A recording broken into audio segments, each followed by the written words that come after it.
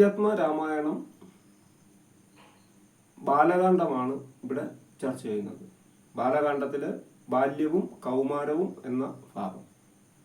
ഇത് 9ാമത്തെ വീഡിയോയാണ്. ഈ വീഡിയോ തുടർച്ചയായി കിട്ടുവാൻ വേണ്ടി നിങ്ങൾ ഇത് സബ്സ്ക്രൈബ് ചെയ്യണം എന്ന് അറിയിക്കുകയാണ്. സബ്സ്ക്രൈബ് ചെയ്താൽ പ്ലേലിസ്റ്റിൽ ഇതിൻ്റെ വീഡിയോ തുടർച്ചയായി കിട്ടുന്നതാണ്. ബാലന്മാർ 4 പേരും, അതായത് ശ്രീരാമനും ലക്ഷ്മണനും ഭരതനും ശത്രുഘ്നനും ഉൾപ്പെടുന്ന 4 പേര് സന്തോഷഭരിതരായി അയോധ്യാപുരിയിൽ കളിച്ച് വളർന്നു. ബാല്യത്തിൽ നിന്നവർ കൗമാരത്തിലേക്ക് കടന്നു. കുലഗുരുവായ വസിഷ്ഠമുനി അവരെ ഉപനിച്ചു എന്ന് പറഞ്ഞാൽ ഉപനയനമാണ്. ഉപനയനം നടത്തി എന്ന് അർത്ഥം. ഉപനയനം എന്നാൽ പൂണൂൽധാരണമാണ്. ഏതൊരു വ്യക്തിയും ജനിക്കുന്നത് ശൂദ്രനായാണ്. ആ ഉപനയനത്തിലൂടെയാണ് ആ വ്യക്തിക്ക് പുനർജന്മം ലഭിക്കുന്നത് എന്ന് വിശ്വാസം. അപ്പം ബ്രാഹ്മണൻ, ക്ഷത്രിയൻ, വൈശ്യൻ, ശൂദ്രൻ എന്നിങ്ങനെ 4 വിഭാഗത്തിൽപ്പെടുന്ന ആളുകളാണ് സവർണർ എന്ന് അറിയപ്പെടുന്നത്. കാലാന്തരത്തിൽ ശൂദ്രർക്ക് ഉപനയനം നഷ്ടപ്പെട്ടു. അപ്പം ബ്രാഹ്മണർ, ക്ഷത്രിയർ, വൈശ്യർ ഇവരെ അറിയപ്പെടുന്നത് ത്രൈവർണികർ എന്നാണ്. അപ്പം ത്രൈവർണിക സമ്പ്രദായം യജുർവേദ കാലത്തോടെയാണ് ആരംഭിക്കുന്നത്. അതിനു മുൻപ് ഋഗ്വേദ കാലമുണ്ട്. ഋഗ്വേദ കാലത്തിൽ ഇരുജാതി സമ്പ്രദായമാണ് നിലനിന്നിരുന്നത്. ഇരുജാതി സമ്പ്രദായം എന്നാൽ ആര്യൻ എന്നും അനാര്യൻ എന്നും ഉള്ള 2 വിഭാഗം ആളുകൾ. അപ്പം ഈ ഋഗ്വേദത്തിന്റെ കാലഘട്ടം BC 1500-നും 1250-നും ഇടയ്ക്കുള്ള കാലഘട്ടമാണ് എന്ന് കണക്കാക്കപ്പെട്ടിരിക്കുന്നു. മാക്സ് മുള്ളറാണ് ഇതിന്റെ കാലനിർണയം ചെയ്തിരിക്കുന്നത്. ത്രൈവർണിക ജനവിഭാഗങ്ങൾക്കാണ് ഉപധനാവകാശം നിലനിന്നിരുന്നത്. അതായത് ഗർഭത്തിൽ കിടക്കുന്ന 8 മാസം ഉൾപ്പെടെ കണക്കാക്കി കുട്ടിക്ക് 8 വയസ്സാകുമ്പോൾ ബ്രാഹ്മണരും, 11 വയസ്സാകുമ്പോൾ ക്ഷത്രിയരും, 12 വയസ്സാകുമ്പോൾ വൈശ്യരും കുട്ടികൾക്ക് ഉപനയനം നടത്തണം. ഉപനയനം നടക്കാതെ 16 വയസ്സ് കഴിഞ്ഞാൽ ആ കുട്ടി പതിതനായിത്തീരും എന്ന വിശ്വാസമാണ് ഉണ്ടായിരുന്നത്. അപ്പം ഈ വിശ്വാസത്തെപ്പറ്റി ആചാര സംഗ്രഹം എന്ന കൃതിയിൽ വ്യക്തമാക്കുന്നുണ്ട്. അപ്പം അതിൽ നിന്ന് തന്നെ ഉപനയനം എന്ന ചടങ്ങിൻ്റെ പ്രാധാന്യത്തെ നമുക്ക് വളരെ വ്യക്തമായി മനസ്സിലാക്കുവാൻ സാധിക്കുന്നതാണ്.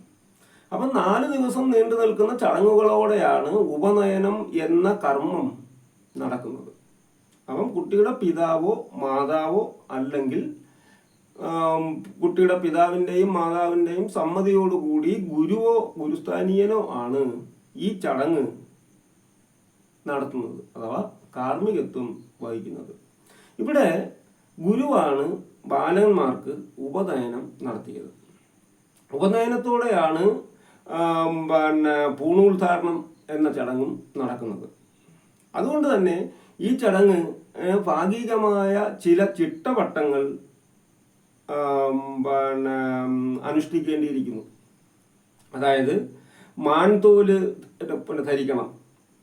ദർഭ, കുശ എന്നിവയിൽ നിന്ന് ഏതെങ്കിലും കൊണ്ടുള്ള അരഞ്ഞാണം ഈ കുട്ടികൾ അല്ലെങ്കിൽ കുട്ടി ധരിക്കണം. ഉപനയനം കഴിഞ്ഞ് സമാവർത്തനം വരെയുള്ള കാലഘട്ടത്തിൽ 3-4 വർഷക്കാലം, അതാണ് ആ ഒരു കാലഘട്ടം, വർഷത്തിൽ ബ്രഹ്മചര്യ വ്രതം അനുഷ്ഠിക്കേണ്ടതുണ്ട്. മാത്രമല്ല ഏകവസ്ത്രധാരിയായിരിക്കണം ഈ ഉപനയനം നടത്തുന്ന കുട്ടി. ഏകവസ്ത്രധാരി എന്ന് പറയുമ്പം കൗപീനമല്ലാതെ അവര് മറ്റു വസ്ത്രമൊന്നും ഉപയോഗിക്കാൻ പാടില്ല എന്ന് ചുരുക്കം. ഉപനയനം കഴിഞ്ഞ് സമാവർത്തനം വരെയുള്ള കാലത്ത് കുട്ടി രാവിലെയും വൈകുന്നേരവും സന്ധ്യാവന്ദനത്തിന് ശേഷം ചമത ഹോമം നടത്തേണ്ടതുണ്ട്. അപ്പോൾ ഉപനയനം നടത്താതെ വിദ്യാഭ്യാസം പാടില്ല. പഠിച്ചതൊക്കെ ആവർത്തിക്കുന്നതാണ് സമാവർത്തനം എന്ന് നമ്മൾ ഇപ്പോൾ പറയുന്നത്. അത് കഴിഞ്ഞാണ് വേദപഠനം ആരംഭിക്കുന്നത്. അപ്പോൾ ഉപനയനത്തിന് ശേഷം വസിഷ്ഠമുനി ബാലന്മാരെ വിദ്യ അഭ്യസിച്ചു തുടങ്ങി. ശ്രുതികളോടെ ആണ് വിദ്യയുടെ തുടക്കം. ശ്രുതികളോടെ ഇവിടെ മനസ്സിലാക്കേണ്ട ഒരു കാര്യം, ശ്രുതിയും സ്മൃതിയും ഉണ്ട്. അതായത് വേദശാസ്ത്രങ്ങളും യാഗവിധികളുമാണ് ശ്രുതിയും സ്മൃതിയും. ഇവിടെ സ്മൃതിയും ഉപസ്മൃതികളും ബാലന്മാരെ പഠിപ്പിച്ചു. അപ്പൊ ശ്രുതികൾ എന്നാൽ വേദങ്ങളാണ്. വേദങ്ങൾ എത്രയാണ്? 4. ഏതൊക്കെയാണ്? ഋഗ്വേദം, യജുർവേദം, സാമവേദം, അഥർവവേദം എന്നിവയാണ്. അപ്പൊ ഈ 4 വേദങ്ങൾക്കും തുല്യമായതാണ് രാമായണം എന്ന് രാമായണത്തിന്റെ തുടക്കത്തിൽ തന്നെ വ്യക്തമാക്കുന്നുണ്ട്. അതായത് നാൻമറ നേരായ രാമായണം ചമയ്ക്കായിൽ എന്ന് തുടങ്ങുന്ന ആ ഭാഗം. അപ്പം മറ എന്നാൽ വേദം എന്നാണ് അർത്ഥം. അപ്പം വിദ് എന്ന വാക്കിൽ നിന്നാണ് വേദം എന്ന പദം രൂപം കൊണ്ടത്. വിദ് എന്ന് വെച്ചാൽ അറിവ് എന്നാണ് അർത്ഥം. അപ്പം വേദം രചിച്ചത് ആരാണ്? വ്യാസനാണ്. വേദം രചിച്ചതിനാലാണ് വ്യാസനെ വേദവ്യാസൻ എന്ന് അറിയപ്പെട്ട് തുടങ്ങിയത്. ആ കൃഷ്ണദൈവായനാണ് വേദവ്യാസനായി തീർന്നത്. ഓരോ വേദത്തിനും ബ്രാഹ്മണങ്ങളും ആരണ്യകങ്ങളും ഉണ്ട്. ആരണ്യകങ്ങളുടെ അനുബന്ധങ്ങളാണ് ഈ ഉപനിഷത്തുകൾ എന്ന് പറയുന്നത്. ആകെ 108 ഉപനിഷത്തുകളാണ് പ്രധാനമായും ഉള്ളത്. അതിൽ 10 ദശോപനിഷത്ത് എന്ന് പറയുന്നത്. അതാണ് പ്രധാനപ്പെട്ട ഉപനിഷത്തുകളായി കണക്കാക്കിയിരിക്കുന്നത്. ഓരോ വേദത്തിനും സംഹിതകളും ബ്രാഹ്മണങ്ങളും ആരണ്യകങ്ങളും ഉപനിഷത്തുകളും ഉണ്ട്.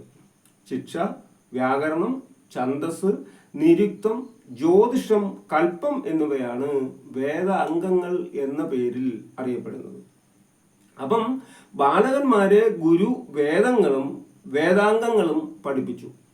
കൂടാതെ മീമാംസ, ന്യായം, പുരാണം, ധർമ്മശാസ്ത്രം എന്നീ ഉപാംഗങ്ങളും മനുസ്മൃതിയുമെല്ലാം പഠിപ്പിച്ചു. അപ്പോൾ സാധാരണ അന്നത്തെ രീതിയിൽ ഗുരുകുല വിദ്യാഭ്യാസമാണ് നിലനിന്നിരുന്നത്. ഗുരുകുല വിദ്യാഭ്യാസം എന്നാൽ എന്താണ്?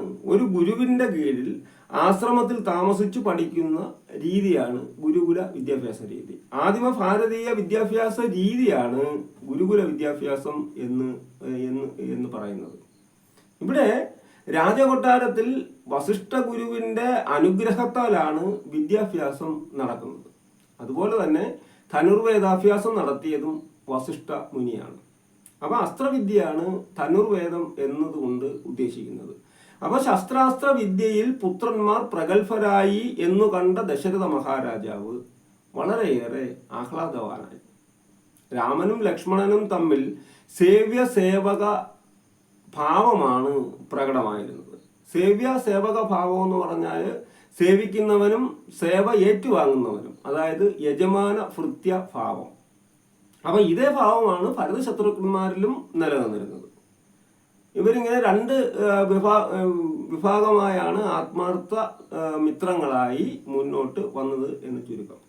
അക്കാലത്ത് ഒരു ദിവസം ശ്രീരാമൻ ലക്ഷ്മണനെയും കൂട്ടി നായാട്ടിനായി വനത്തിലേക്ക് പോയി. വനത്തിൽ കണ്ട കാട്ടുമൃഗങ്ങളെ എല്ലാം വേട്ടയാടി. കാട്ടുമൃഗങ്ങളെന്ന് പറയുമ്പോൾ ഹരിണം എന്ന് പറഞ്ഞാൽ മാൻ, ഹരി കുരങ്ങ്, കരിയോ ആന, കരടി, മലമ്പന്നി, സിംഹം, പുലി തുടങ്ങിയവയെല്ലാം വേട്ടയാടി കൊന്നു കൊണ്ടുവന്ന് പിതാവിൻ്റെ കാൽ കീഴിൽ സമർപ്പിച്ചു. അതിനുശേഷം വണങ്ങി നമസ്കരിച്ചു. അപ്പോൾ പുത്രന്മാർ നിപുണരാണ്, വിദ്യ അഭ്യസിച്ചു കഴിഞ്ഞു എന്ന ഒരു ബോധ്യം പിതാവിൽ ഉണ്ടായി. തുടർന്ന് രാമന്റെ ദിനചര്യകളാണ് കവി വർണ്ണിക്കുന്നത്. ദിവസവും കുളി കഴിഞ്ഞ് സന്ധ്യാവന്ദനത്തിന് ശേഷം മാതാപിതാക്കന്മാരുടെ പാദവന്ദനം നടത്തി പോന്നു ഓരോ ദിവസവും. ഇതെല്ലാം തന്നെ ഉപനയനാനന്തരം അനുഷ്ഠിക്കേണ്ട കടമകളും കൂടിയാണ്. അപ്പൊ ഈ ഉത്തരവാദിത്വം രാമൻ ഭംഗിയായി നിറവേറ്റി എന്ന് മനസ്സിലാക്കാം. ആ ബന്ധുക്കളോടും ഗുരുജനങ്ങളോടും കൂടി മൃഷ്ടാന്ന ഭോജനം നടത്തി. ധർമ്മശാസ്ത്രാദി പുരാണ ഇതിഹാസങ്ങൾ കേട്ട് വസിച്ചു. ഇവിടെ രാമൻ മഹാവിഷ്ണുവിൻ്റെ അവതാരമാണ്. അതിനാൽ തന്നെ ദൈവമാണ്. മനുഷ്യ അവതാരം ചെയ്തിരിക്കുന്നത് എന്ന് രാമൻ മനുഷ്യാവതാരം ചെയ്തിരിക്കുന്നു എന്ന് ഇത് ഓർമ്മിപ്പിക്കുകയും ചെയ്യുന്നുണ്ട്. ഇതൊക്കെ ഭഗവാന്റെ ലീലാവിലാസങ്ങളാണ്, അതായത് ഭഗവാന്റെ മായ കൊണ്ടാണ് ഇതൊക്കെ സംഭവിക്കുന്നത് എന്ന് കവി വിശ്വസിക്കുന്നു. അപ്പം ബാലന്മാർ കൊട്ടാരത്തിൽ സന്തോഷഭരിതരായി ബാല്യകാലം കടന്നു പോവുകയാണ്. അപ്പം സുഹൃത്തുക്കളെ, ഈ വീഡിയോ ബാല്യ കാലത്തെ പറ്റിയുള്ള വിവരങ്ങൾ ഇത്രയുമാണുള്ളത്. ഇനി വിശ്വാമിത്രന്റെ യാഗരക്ഷയ്ക്കായി രാമലക്ഷ്മണന്മാർ പോകുന്നതാണ് അടുത്ത വീഡിയോ. അത് അടുത്ത ഒരു വീഡിയോയിൽ നമുക്ക് വ്യക്തമാക്കാവുന്നതാണ്. Okay, thank you.